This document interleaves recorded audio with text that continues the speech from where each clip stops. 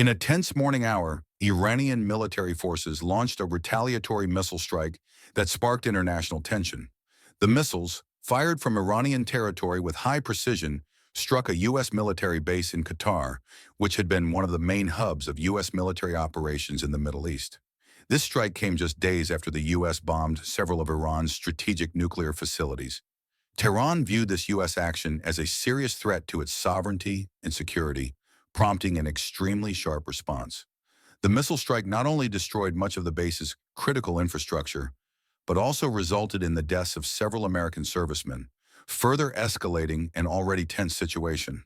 The military base, located in a strategically vital area and a cornerstone of U.S. military operations in the Persian Gulf, was completely devastated by the missile attack. The high-speed missiles hit the command center and key facilities used by U.S. troops. Powerful explosions rocked the entire base, demolishing buildings and leaving a scene of total devastation. In an instant, communication systems, radars, and defenses that had reliably protected the base were knocked out. Personnel at the site during the attack were buried under rubble. American rescue teams were immediately dispatched to search for survivors, but the situation was complicated by a massive fire that engulfed most of the buildings and debris scattered across the area. Witnesses near the site reported feeling a strong vibration accompanying the explosion. The explosion was so powerful it felt like the ground was shaking. "We felt it tens of kilometers away," said a local resident who happened to be near the base during the attack. Thick black smoke blanketed the sky, testifying to the scale of the destruction. According to other witnesses, the explosion was so loud that many were left in shock. "The sky seemed to be on fire," one added. Residents of nearby areas panicked. Some fled for cover, while others stood frozen, staring at the destruction. The atmosphere around the base was highly tense. Some residents began recording the incident on their mobile phones. However, the missile strike on the U.S. base in Qatar was not Iran's only retaliatory measure. In an unexpected continuation, Iran immediately targeted the U.S. Embassy in Tel Aviv, Israel. This strike was part of a series of retaliatory actions in response to the recent U.S. airstrike that destroyed Iranian nuclear facilities. Iran had long stated that, in the event of an attack on its interests, it would respond decisively and not hesitate to strike key targets considered part of U.S. dominance in the region. The attack on the embassy further strained the already tense relations between the two countries and jeopardized fragile diplomatic ties that had been delicate for many years. At midnight, when many embassy staff were inside, Iran's missile strike hit the building. The explosion was powerful, but Israeli authorities immediately confirmed that no one was killed due to an early warning system designed to counter such threats, which allowed most embassy personnel to be evacuated just before the strike. Although there were no fatalities, the psychological impact was immense. In Tel Aviv, many residents were shocked and worried that the attack had struck such a critical point in U.S.-Israeli relations. This attack further worsened the diplomatic situation, heightening fears in the international community of a more serious escalation of the conflict between the two major powers. Following the attack on the U.S. Embassy in Israel, Iran continued its series of retaliatory strikes, targeting several major U.S. companies operating in Israel. Companies in the technology and energy sectors, which had been the spearhead of U.S. economic power in the region, became easy targets for Iran. High-precision missile strikes destroyed several critical facilities, damaging infrastructure vital to these companies' operations. Among those affected were several tech giants with data centers and production plants in the Tel Aviv and Haifa areas. Several multi-story buildings housing major offices collapsed, leaving scattered debris and thick smoke. The destruction underscores the depth of the impact of these strikes, which targeted not only the embassy or military facilities, but also the economic sector, a cornerstone of Israel's economy and that of U.S. allies in the region. In connection with the attacks, an official spokesperson for the Iranian government gave a clear confirmation on state television. "This strike is a direct and legitimate response to the brutal U.S. attack that destroyed our nuclear facilities," the spokesperson stated in a resolute tone. "We will not sit idly by when our country is attacked and will continue to take measures to protect our rights." This statement makes it clear that Iran views these attacks not only as a response to U.S. military actions, but also as a demonstration of strength and readiness to defend its sovereignty. Iranian society, increasingly feeling cornered by international sanctions and military pressure, is now gaining momentum to show its resolve against external aggression. Meanwhile, in the United States, the response to these attacks was swift and severe. The U.S. president immediately held a press conference to sharply condemn Iran's actions. In their speech, the president emphasized that the U.S. would never accept attacks on its facilities and allies and is prepared to respond with even greater force. Attacks on our facilities and allies are unacceptable actions. We will ensure that the American people and our interests worldwide are always protected, the president declared in a globally broadcast statement. If these attacks continue, we will not hesitate to take tougher measures. This statement further escalated tensions and heightened international fears of a potential escalation of the conflict. The rising tensions led to further escalation within the international community. The U.S. president not only addressed these attacks, but also warned that the country would protect all U.S. facilities abroad. In their statement, the president added that the United States would not hesitate to take retaliatory measures if Iran continued its provocations. We will protect our interests by any means necessary, they emphasized. Amid increasingly open threats of retaliation, many are questioning whether these mutual attacks will lead to open war between the two major powers, or if there is still room for diplomacy to de-escalate the situation. In response to this threat, the U.S. government immediately took further military measures. It deployed several fighter jets and destroyers to the Persian Gulf, known as a hotspot in this conflict.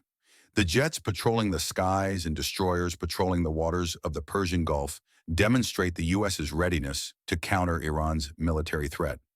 This move has sparked even greater global concern, with many analysts questioning whether it will lead to open war between the two nations or if there is another path to ease the growing tension. Fragile diplomacy and mutual threats of attack are increasing uncertainty about the future of stability in the Middle East. On the ground, U.S. military personnel are engaged in intense efforts to restore and evacuate the destroyed base in Qatar. Rescue teams consisting of military personnel and medics are rapidly clearing debris to search for people who may be trapped. Rescue operations are being conducted under extremely difficult conditions, with fires still burning and debris hard to access. Dozens of people, including U.S. military personnel and civilian contractors working at the base, are reported missing. Rescuers are working tirelessly, hoping to save those still alive. But time is running out and anxiety is gripping the region. "We can't stop until we find ascertaining everyone who's missing," said one of the military personnel involved in the operation. Meanwhile, victims' families anxiously await good news amid the rubble. The U.S. Department of Defense issued a separate statement, noting that Iran's missile strike not only damaged the base's physical infrastructure, but also destroyed several radar installations and air defense systems that had previously protected the area from missile threats. The sophisticated defense systems, which had been the main bulwark of protection in the area, are now inoperable due to the attack. The damage to radars and air defense systems has left the U.S. unable to detect and intercept further missile threats, further worsening the situation. Military officials stated they would immediately reassess and attempt to restore the destroyed defense systems, but this will require significant time and resources. The missile strike on the U.S. base in Qatar and other targets in the region is considered a serious escalation of the long-standing Middle East conflict. Several military strategists and international observers have expressed concern that this strike could trigger a chain reaction of more severe events. If the United States responds with stronger military force, it could pave the way for large-scale combat operations in this already tense region. "This will be a turning point in the conflict," said one military analyst. "This strike could spark an open war involving not only the U.S. and Iran, but also their respective allies." This threat further heightens global tensions, with many countries beginning to assess whether the conflict can be resolved diplomatically or if the nations will continue to strike each other. In Iran, the missile strike on the U.S. base in Qatar and other targets immediately bolstered support for the government. Many citizens believe their country has now demonstrated its strength in the face of U.S. military dominance in the Middle East. In major cities, pro-government residents took to the streets to celebrate the strike as a symbolic victory, waving Iranian flags, chanting, and holding small parades in support of their government's tough actions. "This is the response we've been waiting for," said one parade participant. "America shouldn't feel safe here. This is just retribution for their attack." This jubilation reflects the depth of anti-American sentiment growing among the Iranian population, which has long felt oppressed by sanctions and military threats from the superpower. In Israel, the attacks on the U.S. Embassy and American companies had a profound psychological impact on both Israelis and Americans. Although no fatalities were reported, these attacks left a deep mark of fear.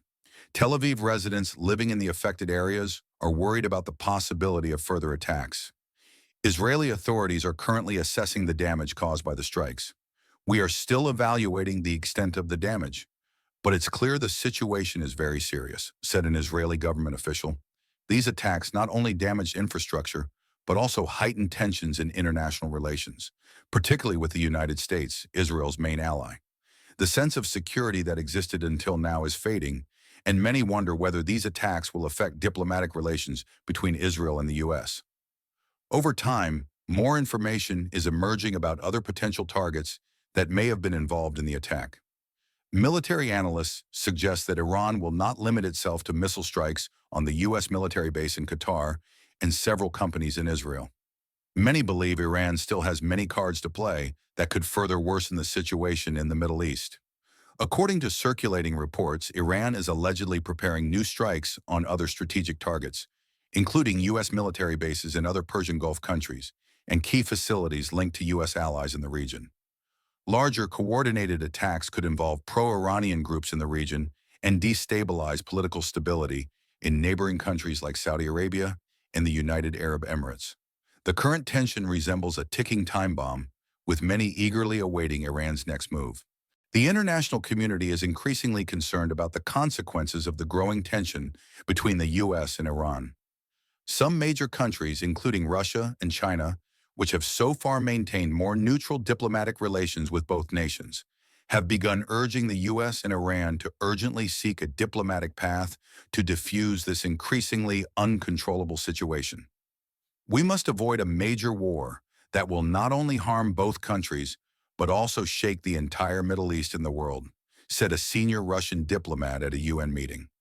China also expressed deep concern about the possibility of open war and emphasized the importance of resolution through diplomacy and international dialogue. They proposed creating an international negotiation forum with the participation of major countries to prevent further escalation. However, these steps seem far from realization. Despite the desire for diplomacy, tensions continue to rise as the U.S. begins deploying larger air and naval forces to the region. Several F-22 and B-52 U.S. Air Force jets regularly patrol the skies over the Persian Gulf, while destroyers and aircraft carriers patrol strategic waters. Military experts and international observers note that the deployment of the fleet is not only a response to the adversary's actions, but also a strategy to demonstrate U.S. military power. This move further exacerbates the already tense situation and creates an atmosphere increasingly charged with the threat of a retaliatory strike. For many countries, this signals that the U.S. has no intention of backing down and is prepared for any development. Meanwhile, U.S. allies in the region, such as Saudi Arabia and the United Arab Emirates, have also begun strengthening their defenses as a precaution in case the conflict expands. Amid the growing crisis, many world leaders are urging both sides to sit at the negotiating table and find a peaceful solution. The United Nations and other international organizations recommend that both countries immediately halt military actions and begin discussions for a diplomatic resolution of the conflict. However, many doubt that negotiations can reduce tensions or may even worsen a situation already on the brink of war. Several political analysts believe that both countries, long mired in tension and hostility, may lack sufficient desire to reach a peaceful agreement. Both sides have already inflicted mutual damage, and trust between them has been lost, said a Middle East observer. This creates a serious dilemma for the diplomatic efforts of countries striving to prevent a full-scale war. As the world awaits the next steps, the international community holds its breath, hoping that tensions will soon subside without leading to a large-scale conflict that could involve many countries in the region. However, given the mutual threats from both nations, the future of the Middle East hangs by a thread. The strengthening of U.S. military power and Iran's likely resolute response increasingly suggest that the situation could escalate into open war. Major countries and the international community urge both sides to refrain from further military actions, but as the situation becomes increasingly uncontrollable, time is becoming critical. The world watches anxiously with every step, hoping that peace will be found before the fire of war spreads further.